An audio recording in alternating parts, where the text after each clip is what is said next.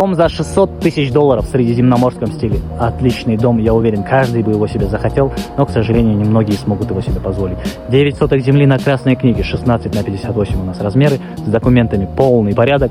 Сам дом 220 квадратных метров, предусмотрен, смотрите, вот такой вот шикарный ландшафтный дизайн. Огромный орех, который будет отдавать гигантскую тень летом, чтобы ваши дети, внуки могли прохлаждаться. Представьте себе картину, как парканул свою машину, и под свет этих фонарей пошел к себе домой летним вечерком. При входе, кстати, имеется вот такой вот кранчик. Прикольно сделан. Его наличие только бонус, да? И пошел к себе домой. Вальяжно.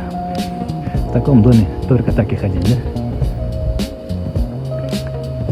При входе нас встречает вот такой вот навес, где можно будет летом организовать барбекю-зону. Смотрите, деревянный, шикарнейший навес. И входим в сам дом. А эта история не заканчивается, продолжается здесь. Слева огромный шкафчик, чтобы вы могли хранить свои вещи.